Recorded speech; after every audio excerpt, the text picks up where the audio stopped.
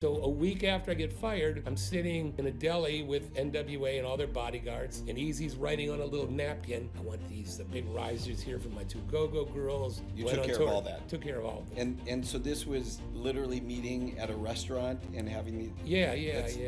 You could play over 1,000 songs? Well, again, I started at 9 years old. But yeah, I've been playing guitar nonstop my whole life. And when Easy got sick, right before he died, we had a lot of stuff going on. So when he died, a lot of stuff that was in the movie, was just out and online. So You know all this what stuff. really I know pretty much everything. I mean, I was on tour with them, and I saw most of the contracts, but I knew what was going on. In life, there's a blueprint for everything. There's no need to start over. Hear from industry leaders, those at the top of their fitness journey, and real estate gurus. They tell you exactly how they did it. All you have to do is listen, learn, and execute. This is The Blueprint with Brad Rice. All right, guys, I'm super excited today to be sitting down with my man Gary Ballin, who I've known for a long time, and he's got a very interesting life. So I'm going to tell you a little bit about him, and then we'll get started. So Gary, he's been a performer and involved in the music industry since he got his first guitar when he was 9 years old. He's known as the human jukebox because he literally knows thousands of songs. I can attest to that personally.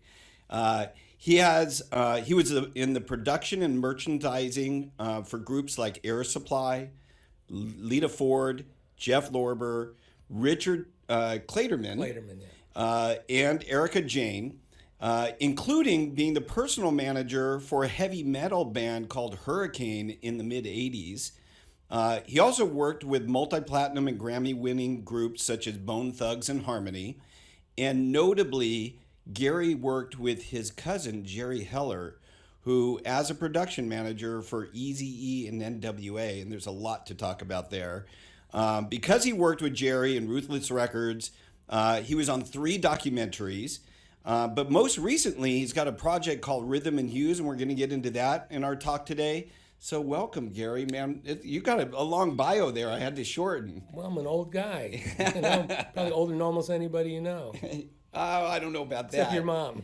Yeah, my mom. And, speaking about that, my dad passed away a couple years ago. But, Sorry. man, you were kind enough to come and play for him and some friends at the end of COVID when he turned 90 at my house. And Right. that was a really cool thing, and he really enjoyed that. It was probably one of the last real memories he had before dementia really set in. So, yeah. Look, let's bring it all the way back. Okay. I want to talk first about, how we met, but then maybe talk about how I didn't know some of these things when we were going to bring you aboard, but, Ohio, you were born in Ohio. So I want to talk about, I met you at Adam's Rib. Right. So this is in the San Fernando Valley on Ventura Boulevard. I used to go there with my buddies when we would kind of get started on the evening to go out. We wanted to go hang out at a cool place that had music. And this was a little corner bar of this restaurant that had dollar bills all over the walls, right? Right. And there you are playing the guitar in the corner, jam-packed, just a real cool vibe place. And you gave me a T-shirt that has this on it. But the unique thing about you, Gary, is you're the human jukebox, right? You know thousands of songs, literally. Like you just throw a song in, I can play that, and you just start playing it. But you used to have this thing, and every now and then I think you probably still do, but where it was $1 to start and $1 to stop. Well, it wasn't $1. It was money to start. It was to money, stop. but people I threw prefer dollars. not dollars. Yeah, I hear you. I prefer well, 5, 10. Now it's 20s. Now it's 20s. Yeah, inflation. But at the time, that's kind of what it was, and people threw more at you. But it was kind of like you'd be singing a song, and somebody would like, "No, I want to hear something else," and they crunkle up their paper bills, throw them at you, and say, "Fuck that song." FuckThatSong.com is my website. Oh, I didn't know that. So, I mean, it's one of them that leads to my GaryBallin.com, but there you go. Oh yeah, and I got a T-shirt now that says "Fuck That Song." That's a T-shirt you gave me. Yeah, yeah. I don't know where that came from. I mean, it started with just money to start, money to stop. Which was back in the day. With Adam's Rib, Pickwick's Pub, which I even started before Adam's Rib. Yeah, I realized that afterward. Yeah, that you actually Pickwick's started I started in the early '80s. Yep. and it went 25 years through 3 owners. Long time. Yeah, a long time, and a great place, and it's still a great place. But didn't they have a fire there? yeah, though? yeah, I was there the night before the fire. There was a fight, minor fight, with some patron threw a beer at the waitress, and one of our bouncers jumped on him, and it really wasn't a bad fight. But the guy said, "I'm going to come back and torch this place." Came back, threw a Molotov cocktail through the window right where I sing at about 3 a.m. Wow. And the next morning was April 1st. So I get a call from one of the bands. You're kidding. Hey, man, you're not going to believe it, but Pickwick's just burned down. I said, April Fools, Yeah, right. He said, no, I'm serious, So I drive down, and it's torched, and it was unbelievable. So Yeah, that was sad. I actually remember that from the following week when I was going to be going there with my buddies, and they're like, no, it burned down. And that was probably, I think I maybe went after it was re-put together maybe once or twice. yeah, I but think that that was really about 2006 that makes sense. when it happened, and it was closed for a year. Yeah. And then they reopened. But when they reopened, when I played, there was one tiny TV way back in the corner. So it was all about the music. Yep. And I played there. Bobby Cowsill from the Cowsills played there. And even, what's his name? I can't even think of his name right now, but he's, who's the little guy? Just the artist? Just a music artist? Yeah, he's a big famous, he played there. Because I mostly went to Adams. Yeah, it'll come back. It'll come back to me. But so when they reopened, there was like 7 or 8 TVs. It was more of a sports bar. Yep. So and that look, that's really what's become of most places. Yeah. And my wife Bruno and I really, Mars. Bruno Mars. Bruno Mars played at interesting. Pickwick's Pub. Yeah. Didn't know that. Yeah, very few people do. Interesting. Yeah. Was he a regular? Not as regular like I was a regular, but he played probably 4 or 5 times. Huh. Yeah, before he blew up. Very interesting. Yeah. Well, those were like these days. This is the 80s, the 90s. We always just sought out music, whatever it was. It was during the breakdancing days. It was during NWA and all the music. Right. Like everything was about the music. And I remembered there were only a handful of places that had live music. And so we would migrate to those places more than anywhere else. And Adam's Rib fell victim to a car ran in through the corner where you stood. Yeah. There's something about that, Gary. Everywhere I stand is the first place it gets destroyed. All right, can you sit back a little bit further, please? Oh, yeah. Let's be careful here. Car's going to go through that window. The window. Yeah. All right. So that was those are really cool days. But that was how I first met you, and we would come back time and time again. And Wouldn't always we go out in the parking lot and smoke weed? No, that was not us. That wasn't you? No. Oh, okay. Just want to make sure it wasn't you. We would watch you, Gary. All right. Yes. Okay. So, but those were cool times. But we didn't know each other personally. No. It wasn't until probably around 2011 or 12, maybe, when I realized you were playing out in the Ventura area. Right. Is that about? Yeah, it's about right when I first moved out from Encino to Oxnard. Yeah. And I immediately got a gig at the Lookout Bar and Grill because the owner, Pat Millman, used to come hear me at Pickwick's when he was in college. So him and all of his fraternity boys would come in and see me, so he knew me well. And as soon as I realized that he owned the Lookout. But then again, I was playing at the Lookout even before that. Pat's the 3rd owner. I started to Lookout, I think, about 2008 or something. A guy named Gary Richards, who owned the White Hart in Woodland Hills, right, and Fox and Hounds. I used to play for him in L.A. Then he moved out and opened the Lookout, and I started playing for him. So, yeah, and I didn't know that right away. Yeah. In fact, I think how I kind of relearned that you were playing in the area was my wife had a dance studio, and one of the owners, or one of the parents, owned Red Balls Pizza. Oh, yeah. And a buddy came in that we'd grown close because his daughters went to my wife's dance studio. The girls did. Right. And he said, there's this That was guy Petra. who plays who's That was really Petra. awesome. And Yeah, Petra and Dave. That's Owned right. Rock and Roll Pizza. Yeah. that's Oh, right. Yeah, and yeah. so he goes, yeah, there's this guy who's, he can play anything. And I'm like, who are you talking about? And he said your name. I go, I know who Gary is. And that's how we kind of reconnected was back then. But, then we've been at the Lookout several times. Sure. And, it's just a fun time.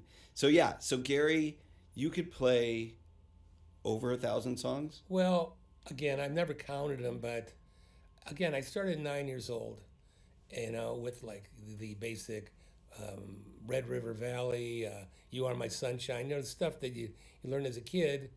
And now I do You Are My Sunshine, but I throw in Boys in the Hood and Gangster as a medley. Yeah. So it's kind of, I take the old, add some of the new. But yeah, I've been playing guitar nonstop my whole life. Yeah. Even though all I wanted to do in life at a young age was play music and be in the music business.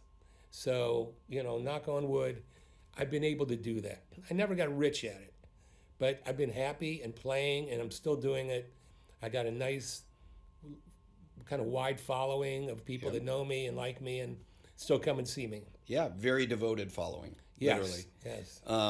But yeah, so you originally grew up in Ohio, Yes, and then in 1978 correct. moved out to LA to the San Fernando Valley. Yeah, yeah. So this is even pre-Valley Girl, Oh, yeah, yeah. right? Because that all happened in the early 80s. Yeah, and it's funny you say Valley Girl because I moved out to run a rehearsal studio in Northridge called Big Ed Productions. Okay. And one of the groups that were rehearsing there was the Knack, with Sharona.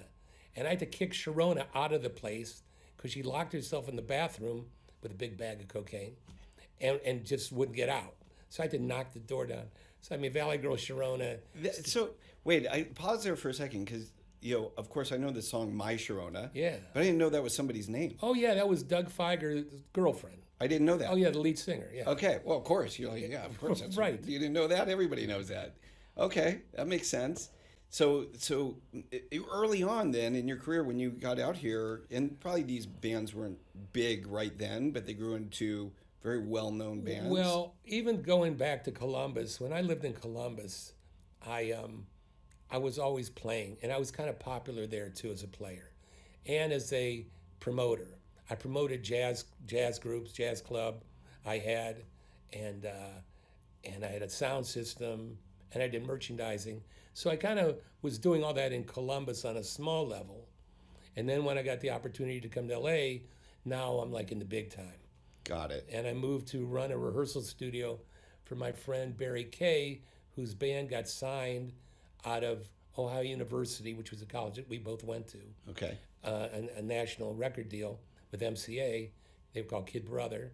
And the father, Big Ed, came out and leased a big room in an industrial center right on Parthenia and Tampa and Parthenia, right around El Torito. Yeah, sure, yeah. And so they wanted me to come and run the studio while they went on tour. Wait, so you're saying it was by El Torito there? Yeah, right down the street, Business Center Drive. Yeah, So okay, I know you exactly. Yeah, right. sure. Yeah. Didn't know that existed there. Oh, yeah. There's an industrial park right Yeah, behind right. you. There was porno distribution going Well, around there that's too. But yeah. that's a whole other Northridge, story. Chatsworth. That's right. People don't know that today. Yeah. It's funny you bring that up. My son went to this kind of grand opening for what's his name?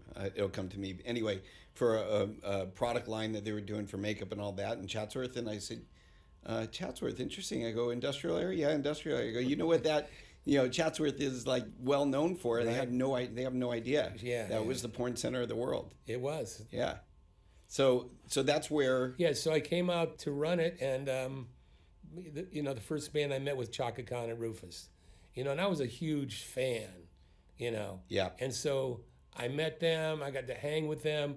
They turned me on to sushi. I never had sushi before, and the lead guitar player, Tony Maiden, used one of my guitars for a gig they had at the Greek Theater. Huh. So I move out. The guy's using my guitar. I'm at backstage at Greek Theater. So, all of a sudden it's like blowing my mind. Yeah. And then my cousin Jerry Heller, who was a big agent in the 60s and 70s, before NWA, big. Like who did he represent in the 60s and 70s? It brought Elton John to the U.S. for his first gig at the Troubadour. Wow. Pink Floyd, Grassroots, Guess Who, Marvin Gaye, Big names. Creedence. Oh yeah, yeah. He was huge. Yeah. Way before the NWA thing. So he would help me find groups and stuff for our studio. So one of the guys he brought in was a guy named Corey Wells, who was one of the guys in Three Dog Night, one of the singers. And so I got to know Corey pretty well, and then one day he brought in the whole Three Dog Night band. They were like reuniting. So I'm sitting there mixing, you know, Jeremiah Was a Bullfrog and One and all these songs with Three Dog Night. So it was, for me, it was, you know, it was incredible. I bet. How old were you then, approximately? Well, that was about 78, 79, 50 to 60, 70, 52, 70, 26, 27. Yeah, you were. So I was still in my young. 20s. Yeah, that must have been an incredible Yeah, experience. it for you. was. It was. And you know, so, was that the reason you came out to LA? That was the Because your that- cousin. No, not my Jerry? cousin, because my friend Barry Kay, who I went to elementary school with, junior high with, high school with, and we were in bands together. So, you know, we knew each other really well. And his band got signed, so he needed someone to run the studio.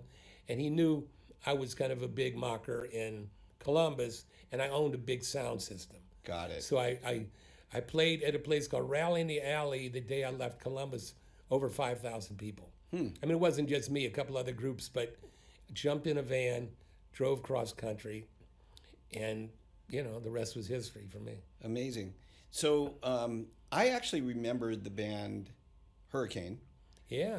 Didn't know until I was doing the research here that you managed them. How did that happen? Pickwick's Pub. Yeah. You know, it's a couple of the guys used to come into Pickwick's, and they knew I was in the management bit. I wasn't a personal manager, but I had 3 years as a production manager for Air Supply. You know, I had 10 years of road experience. So I knew the road well, and they liked me. So one of the guys said, hey, you know, you want to manage us? So I meet the guys, and I say, this is going to be my first band I manage.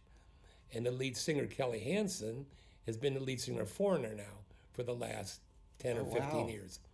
And the drummer, Jay Shellen, is a drummer for Yes now. So it's kind of amazing how, I mean, I knew them when they were, you know, when I was paying their rent and all this Yeah. kind of stuff. And Do you keep in touch? I keep in touch with Jay.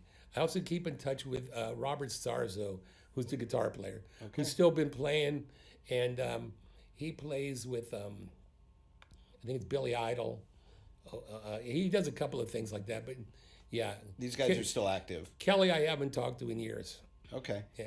And so going to like that period of time where you were working with your cousin and you were involved with NWA, Eazy-E, Ruthless Records, like that was a crazy time. The fact that they've done 3 documentaries and you were on all 3 of them about that, I mean, you were pretty heavily involved. Yeah, it's funny how I segued from Hurricane to NWA. I was managing the group. We did 2 albums.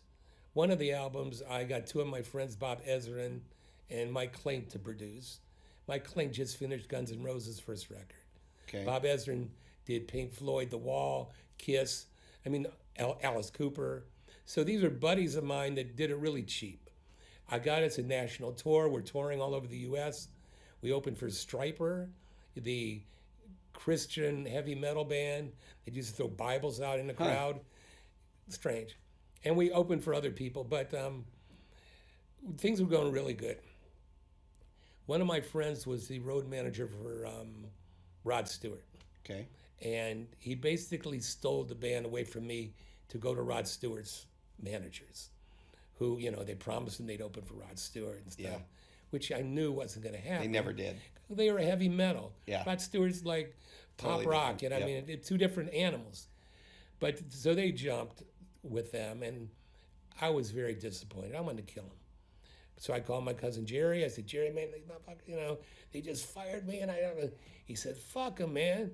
I need you to go on tour with NWA. You know, we got a U.S. tour lined up.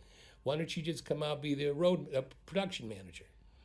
I want you to meet with Easy and Dre and Yella and Ren and all these guys, and Easy will tell you what kind of stage he wants and all that. Yep. So that was it. So a week after I get fired, I'm sitting in a deli with NWA and all their bodyguards, and Easy's writing on a little napkin. My advice for someone selling their home: number 1, do it yourself and save. Number 2, use HomePie. HomePie makes it easy to buy or sell without an agent. I can list a home in minutes and start receiving offers right away from buyers. When we discovered that we didn't have to lose $40,000 in agent commission just to upsize to a larger home, it was an obvious choice. List your home for free at homepie.com. Keep your piece of the pie. And Easy's writing on a little napkin, I want these big risers here for my 2 go-go girls. I want chain link fence here. I want the turntables on these garbage cans, So I basically had the whole stage built and the sound and the lights, and You went took on care tour. of all that. Took care of all of it. And so this was literally meeting at a restaurant and having the... Yeah. That's really incredible. So how long did that last for? How long were you with Jerry? And It started in '89, and when I was managing Hurricane, Jerry used to come to my house with cassettes of Straight Outta Compton, Fuck the Police. I mean, all the These shit are like that demos you're talking about. Yeah, demos, yeah. And he'd play this stuff. I say, man, what are you talking about? You can't say fuck the police. You're not gonna be able to tour anyway. I'm saying what everybody else told him. He said, no, man, you don't understand. This is gonna change the world. These guys are like the Rolling Stones of rap. Yep. And I saw the whole thing happen. I'm getting goosebumps just thinking about it. But I watched the whole thing happen.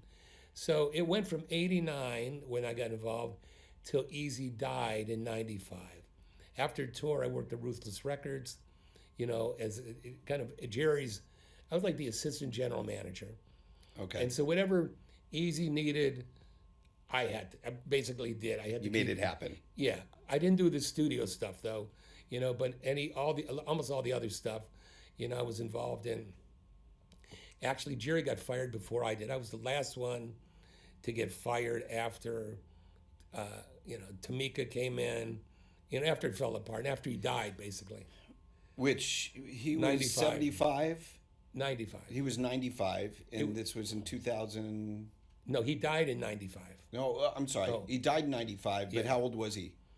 I think he was like 32 or 33. No, I'm sorry. I was talking about your cousin, my Jerry. cousin Jerry was 75, wasn't he? Yeah, Jerry was 75. I think he died in 2006.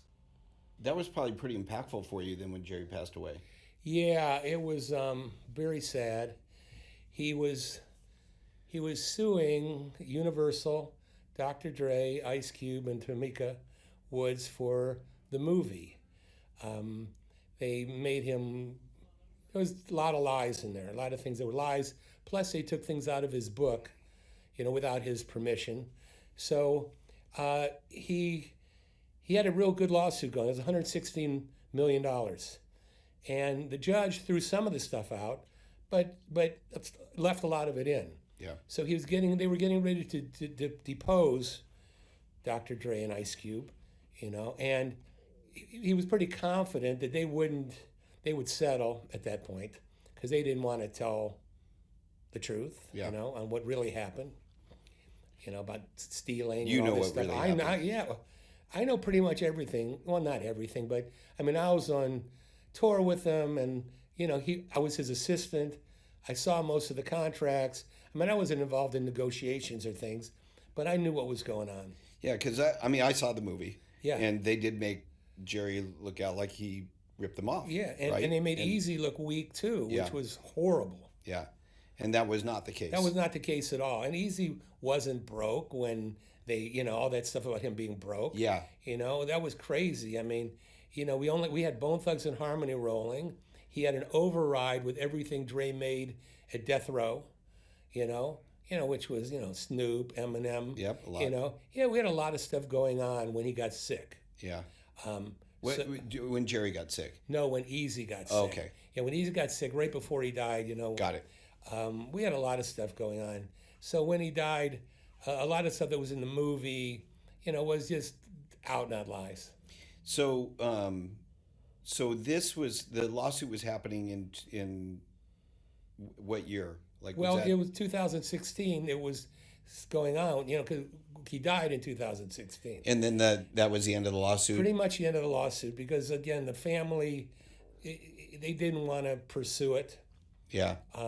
Very costly, and that was kind of the end of it. Got it. Unfortunately. What was the name of the movie again? Straight Outta Compton. Okay, and that was in like 2014-ish? Yeah, something like that. Yeah, yeah. Yeah, and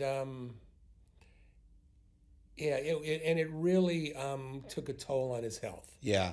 It really took a toll Stressed on him his out. health. And stressed him out to the max. And I was doing a gig that night, and I got a call from Terry Heller's nephew saying, "Hey man, Jerry's in the hospital," and so I rushed over there, and by the end of the night he was gone. So it was very terrible. sad. Yeah. He was he was probably the biggest influences on me my whole life. I bet. Because me, even as a teenager, I'm playing House of the Rising Sun and all these songs, and he was representing the groups that I'm playing. Yeah.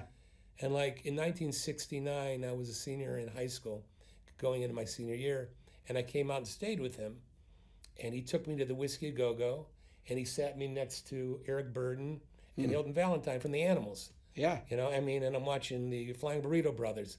So that right there in '69, I knew was going to change my life, and I knew that I was going to end up in California one way or the other. Yeah, that makes sense. Look, you never left, right?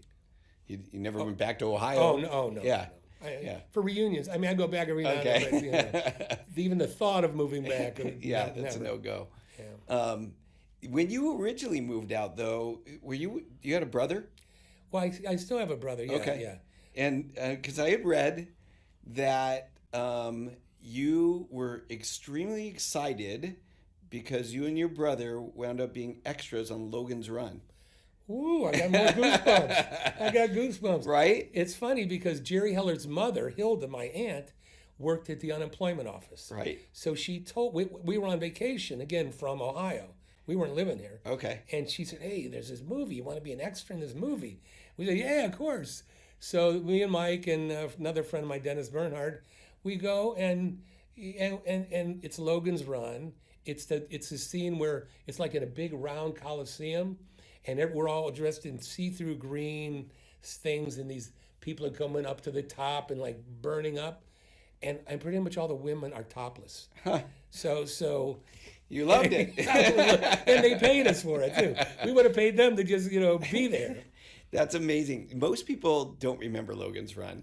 I happen to have grown up in the era where I watched that all the time on TV with my brother. Yeah, really. And so I remember it vividly. There was a TV show about it that, it was kind of like these guys were, the future. The future, right? It was, And it had weird, it kind of was a weird show.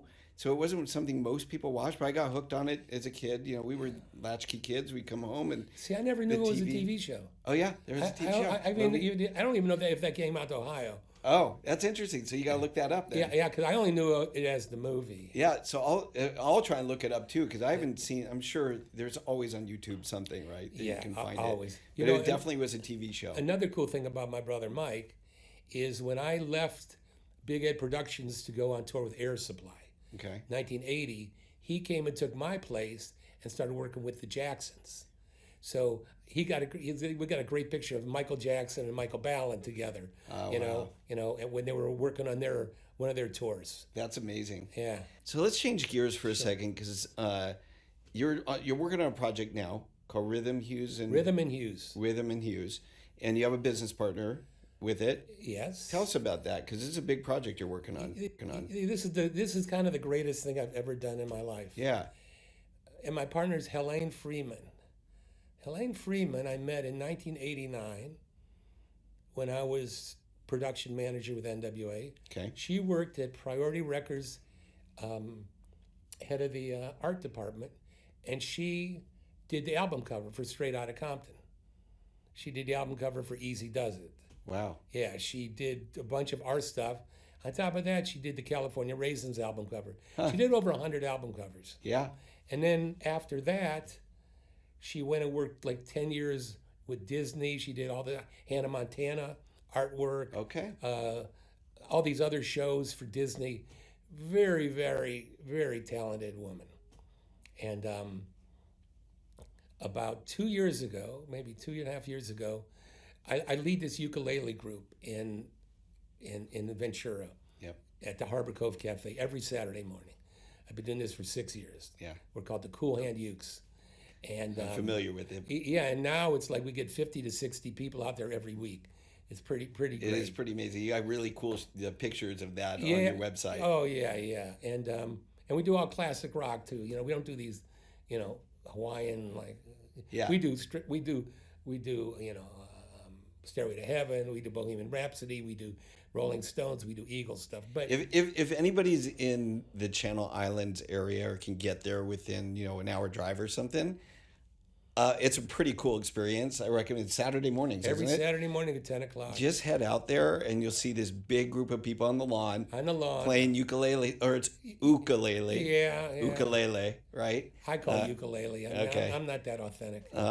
But I guess that's what they call it. Yeah. But it's a really cool thing. So, and it's right next to the Lookout Bar and Grill. No. No? It's about 4 or 5 miles north of the Lookout. Oh, okay. All right. So well, it's in the general vicinity. It's in the Ventura Harbor, and the Lookout's in the Channel Island Harbor. Got it. But, you know, we have boats to the right of us, ocean to the left of us. There's always kids and dogs and people eating. It's the Harbor Cove Cafe. Got it. So, so I'm out there playing, and there's these painters. They call it plein air painters, where they come out with their easels and stuff, and they're painting. So Helane was in this group of painters, and we're playing James Brown, I Feel Good, you know, I mean, among other things. And she's noticing, boy, these are cool songs for ukuleles and stuff. So then in the same book is the bumper sticker song, which is a song I wrote. Yes. And I, you know, used to play it at Pickwick's all the time. All the time. And when she heard this, somebody mentioned my name, and she said, oh my God, there's Gary Ballin. You know, and so she, you know, after I'm done, she runs over and hugs me, you know, and, you know, so we kind of reconnected there. So cool. I was married to Mary Lou at the time. And I said, are you still doing, you know, your art stuff? She said, well, of course she was. I said, can you do my flyers and my cards? So I immediately hired her to do all my, you know, marketing stuff, which I was doing myself, and I'm lame at it. But so she did these amazing flyers and these amazing business cards and everything. So I also got her, she said she started playing a cajon, you know, which is a little Brazilian box you sit on and you play percussion. Okay. So I said, oh, why don't you bring your cajon over and play? You know, she never did anything musical, but she played piano. So she's got cojones. Yeah, she got good cojones. Yeah, big cojones. And so we got to be friendly again, and then when me and Mary Lou were getting married, Mary Lou was dying of cancer. Yeah. She had it. God rest her soul. Yeah, she had it for 27 years, but you know, 2020 and 2021, it was the end. Yeah. And she wanted to get married before she died, because she was Catholic. Yep. And she didn't want to go to hell. Yeah. And by the way, met her numerous times. One of the sweetest, most gracious, most welcome people. Like, just such a wonderful lady. And not to divert too much, but in that period of time when she was very ill, you guys were doing so much for people that were locked down on COVID, because you were doing Facebook Lives. And for those of us that remember, because a lot of us were engaged in that sort of thing, we would just message you, and it was almost like start a song. Yeah, I would take a request. Fuck that song, and then we'd Venmo you money to start a new song. It was really clever. Yeah. And so, you know, I would listen and that sort of thing. I'd be working out in my gym at home, and I'd listen to you guys. I'd tune in and, you know, request songs, and she managed that side of it while you were playing. Yeah, it was great. She was amazing. Yeah. And I met her through Brad Bachman. Bachman from Galpin Ford. Galpin Ford, yeah. Huh. Brad and his wife Tina used to come hear me sing at the Lookout. Oh, okay. Back in maybe 2012 or something like that. Wow. And after a couple, they'd come every week, because they had a boat there and a house there, and they had a house in Hawaii, and they had a house in, you know, here and a house here, you know. Right. But, you know, he'd always be, you know, t-shirt, shorts. Yep. Just looking all regular. Yeah. Well, they are regular, kind of. They're great people. The Bachmans are great people. I grew up down the street from Bert. My dad knew him from some things, and I bought cars through Galpin forever, and I was friends with Terry Miller. But they were great people. And Brad, I met a couple of times at the Carriage Cafe. And that sort of thing. But great people. Lots of money. Lots of money. Yeah. So he came up to me one week and said, "Hey, man, I really like what you're doing. Oh, I was doing Wipeout. Okay. Where everybody pounds on the tables. Yep. So they dug all this stuff. So he came up. He said, "Hey, man, I really like what you're doing. I don't know if I want to take lessons with you, just hang out with you." So I said, "Man, let's just hang out." So we kind of got to know each other, and I had no idea, who he was or what he did. Or anything.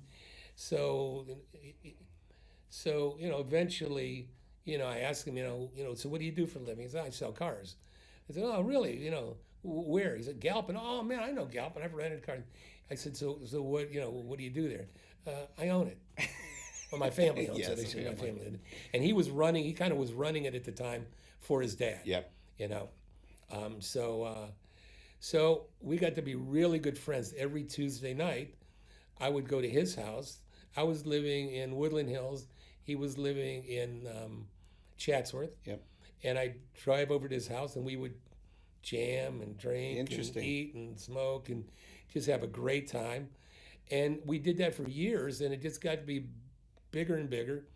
And then his mom, or Tina's mom, was in the Philippines, and she came. They brought her to the U.S. They wanted me to help her learn how to drive here. Okay. So I was giving her driving lessons.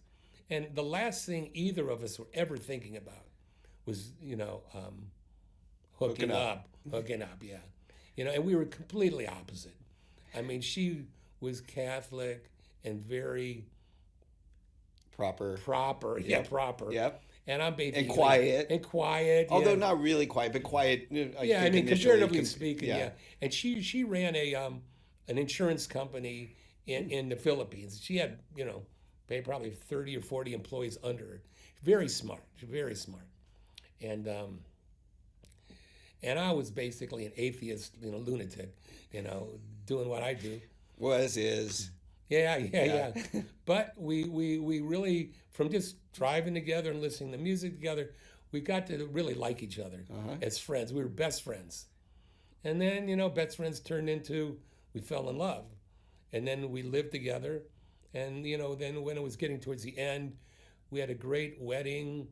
She wanted to have a psychedelic wedding. So every tablecloth with tie-dye. Yeah. And the name of every table was like Jimi Hendrix, Cream, Beatles. I mean, it was great. And I had a bunch of my friend musicians came. And so That's really cool. I didn't know that's how you met, was through the Bachmans. Yeah, that's really crazy. Right. And then Bert, I played almost every Thursday for Bert his last year of his life. Oh. I would come down from Oxnard to his house. And So play that with house him. in Chatsworth, That was a different house. Oh, not the one off of Melvin. Yeah, that's the one off Yeah. Melvin. So that's where I lived down the street from them. Okay. Like a stone's throw. Oh yeah, that was Bert's house. Yeah. So they had that house there. I don't know if they still do, but Oh the yeah, family. they still have it. Yeah. And I remember being in that house. They built it because we lived in the tennis court estates right below that. If you look down from his house, you'll see homes that have tennis courts. Right. That's where I grew up. And somehow my dad connected with Bert. I don't remember how, but they had built the house, and my mom and dad had gone there for some sort of a party. And when they came back, they were telling us, the kids, about it. And they said, "Oh yeah, there's an elevator in that house." Yeah. And so it was like, for me as a kid, I was like, "Oh, an elevator in your house." Right. Yeah. So I know exactly where that was. That's interesting. So Bert was sharp, like to the end. Literally. Yeah. And the funny thing of it is, his like famous favorite song was House of the Rising Sun. So I put a book together of all of like his favorite songs and things he could sing along with. So that's what we would do every week. I'd either bring my ukulele or my guitar, and every now and then Brad would come and join me. We would play and he would sing, and then he'd make up his own lyrics, which was really funny. He was really sharp. Yeah. But then then after a while, as it goes. Yeah, he was well into his 90s, right? I think he was '93 or Yeah, something. yeah. Yeah, that's very interesting.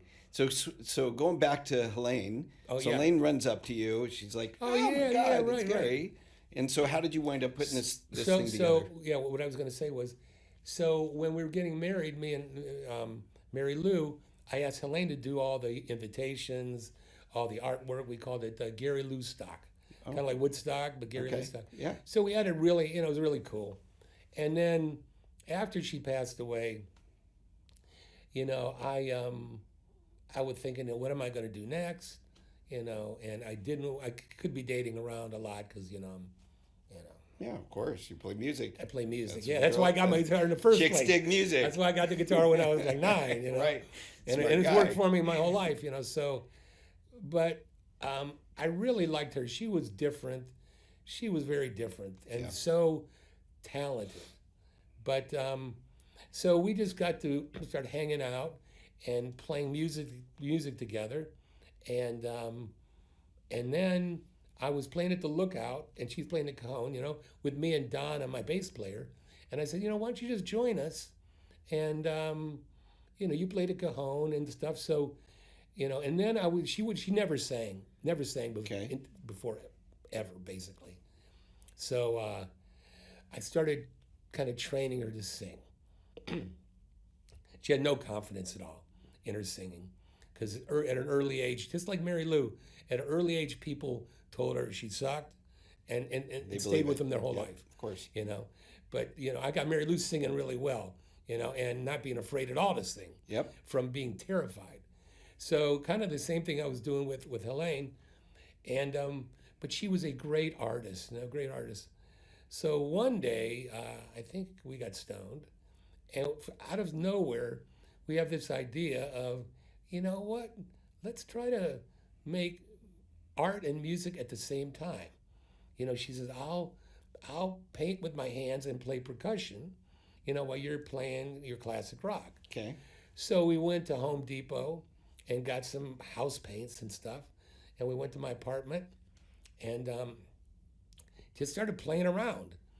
And it was very cool. I mean, it's like my 50, 60 years in the music business, I've never seen anybody do this. Right. I've seen plenty of people paint to So you music. got to explain, give us paint a picture for us of what this is, because I'm trying to imagine like you paint on your fingers and strumming and just wherever the paint goes. I don't it have paint is. on my fingers while I'm strumming. Okay. Okay, I'm next to her.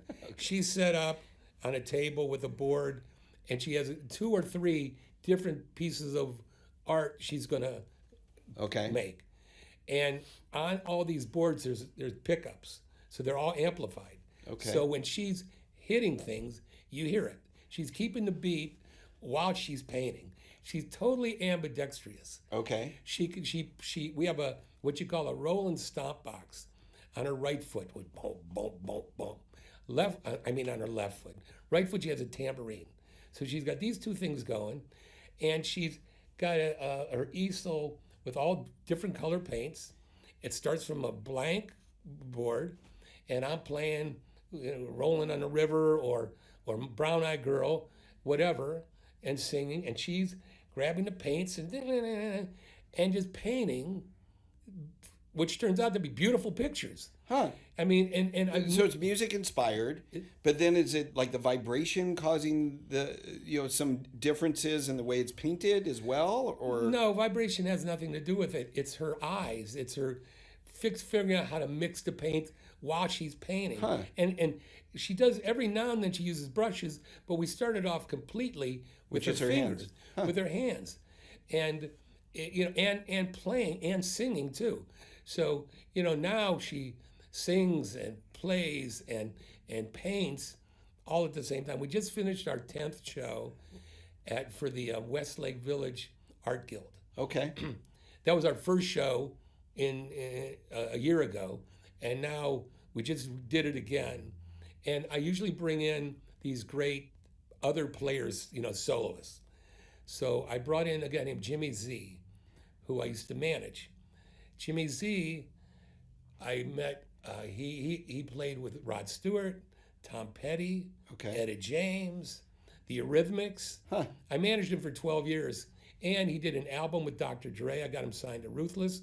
He's an incredible saxophone and harmonica player. Okay. One of the best in the world harmonica players. So I call him in and he comes in. So he does the solos. I'm singing, doing the rhythm, and she's painting. And she'll work on one and then she'll move it here. Then she'll bring another one. So we'll do maybe 25, 30 songs throughout the evening, and she'll end up with 3. And we've sold probably 70% of everything we've painted. That is pretty interesting. Where is she selling, or where are you guys selling Well, these? Are you doing this at the Harbor, where they have the art shows? No. We don't go out. She has an Etsy store. Okay. So she has an online Etsy store, or we sell them right at the gig. Got it. Or we have a couple of patrons that just love these things and want to buy them because they know someday we're going to be famous. Yeah. And they're going to be worth a lot more, later on than what, we sell them for now. Well, you're already famous. Yeah, so, well, I'm famous on a couple blocks on the road. But, well, yeah, but people that know you to be, famous for a lot of different things. Yeah. Yeah, that's really interesting. I didn't know that that's what it was, because I'd seen the name but really hadn't studied what it was, and I was really curious. Yeah, when you look at the website, and we put a couple of new videos together where they're only about a minute, but you could see all the stuff we've done, and we have a nice sizzle reel where you can see all the musicians that have played with us. We've had a lot of great musicians accompany us too. Yeah. So I'm looking for more shows. We're still developing, but I really feel eventually this is going to be a big act. Yeah. Because nobody, there's a million bands, but when you have something that nobody else does, when you're the first at something, it's different. I'm glad you brought that up. So I'm gonna put the name of the show is called The Blueprint. So I'm gonna put this I'm gonna ask you that question in a different way, because when people see this, they see somebody that is inventive, that has reinvented themselves 100 times in their lifetime, done different things, but really at a high level, right? The things that you've done at a high level. And so here you are. How old are you today? 72. You're 72, and it wasn't that long ago. You had this idea, and you just went and did it. If somebody, it doesn't matter your age, right? If somebody wants to do something, they have an idea, and they want to execute on that, what do you recommend they do? What are the 5 steps that they could do to execute, to make something go from a thought to reality? I'd say if you're considering joining the AmeriFund team, it's a really good idea. We as processors at AmeriFund Home Loans support the loan officers in every aspect of the loan once it comes into processing, because we want them out there marketing themselves and originating more loans and supporting more borrowers. Competitive commission plans are a given, and powerful technology is expected, but what truly sets us apart is our culture. We've built a solid support system for our loan officers. If you're interested in joining the AmeriFund team, go to amerifund.com/careers. What are the 5 steps that they could do to execute, to make something go from a thought to reality? Well, I guess first you got to get stoned. That's where you get the ideas. That's where you get the idea. Well, that's where we got the idea. Yeah. And so, you start with a thought, and then you start saying, well, how am I going to make this thought a reality? How are we going to work it out, technically? So then you got to sit down and figure out what you're going to need, the materials you're going to need, with us, the boards, paint, pickups, luckily I know so many songs that we're not going to run out of songs to play. No. And we don't do original stuff. We do cover stuff that everybody knows and everybody could sing along with. It's like my gigs out. I get people singing along with these songs. That's the beauty of it. Yeah. Okay, so then you got to figure, okay, so now how do we monetize this? Because right now it's just costing us money, So we got to get gigs. So we start thinking about, what are the people I know already, people that will, try it out, just because they know me or they know her, because she's been in a lot of different art organizations over the years. So kind of everybody like in the Westlake Village or Agora Hills.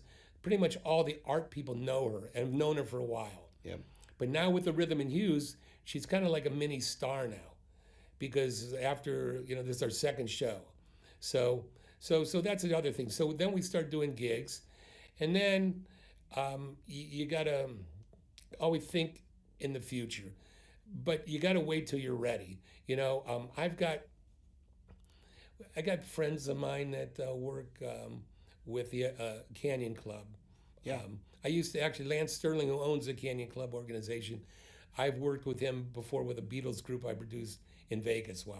So some of the people, there's one woman, Luann Nast, worked for him for a long time. Her and her husband, Tommy Nast, have been helping us kind of like as consultants. Okay. Helping us along. And I know eventually, when we're ready, we'll be able, I hope, we'll be able to move into that kind of venue where we can open for a big act. Yeah, because honestly, the Canyon Club, you're talking about here in our backyard, it's not that far from here, they have all the big artists of back in the day. They all go there. REO Speedwagon, literally, I mean, I could go through 100 And they of these have like things. 5 different venues. It's not just the one in Agora. Right. They got some in one in Beverly Hills. They also do the Libby Bowl. So there's a lot of options there that hopefully in the future, we'll be able to play. We also, neither of us were big at social media other than Facebook. Yeah. I've got about, 3,000 or so Facebook friends, and I've got about 1,100 YouTube friends. but Instagram, TikTok, neither of us ever did much of that. So a couple months ago, we hired a company that I used when I worked with Erica Jane. So they're a big time social marketing company. So we used them for a couple of months. We couldn't afford any more, but at least it got us kind of knowing what to do, kind of how to do it. So I'm picking up where they left off. Yeah, look, you've got to be there.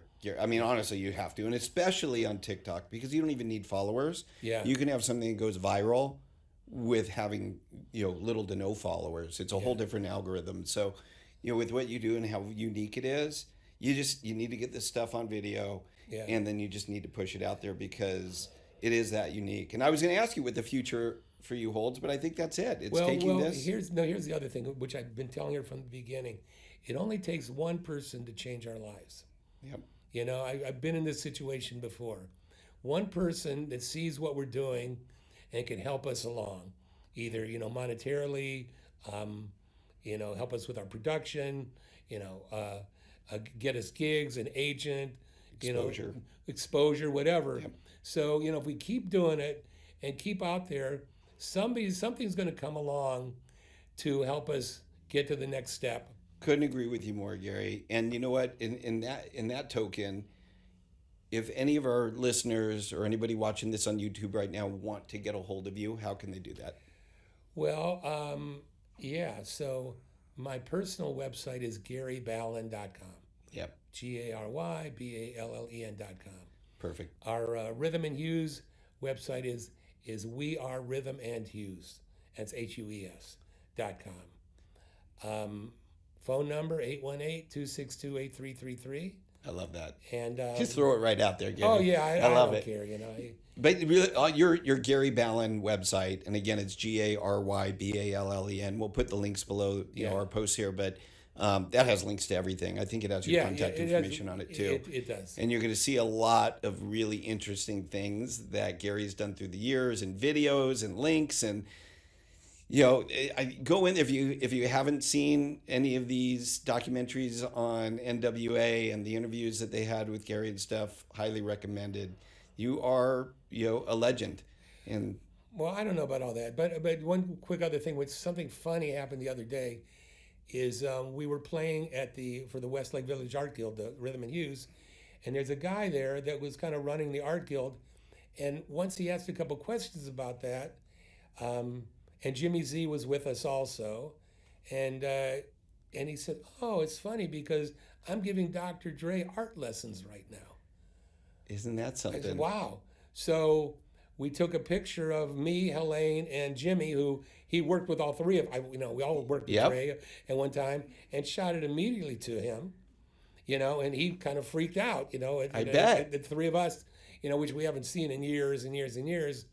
But again, something like that. That could be the catalyst. That could be it. That could you be get it. somebody like that, or somebody just with money that loves art and loves music and wants to be a part of something. Yep. That's like you, Brad. 100%. 100%. Well, Gary, man, it's been a pleasure talking to you. I really appreciate you taking the time to come in and talk. Sure. And we're gonna try and help promote you here. So all your links, every way to reach you, we're gonna put those below our post. And thanks for joining us today. Thank you, Brad. All My right. pleasure.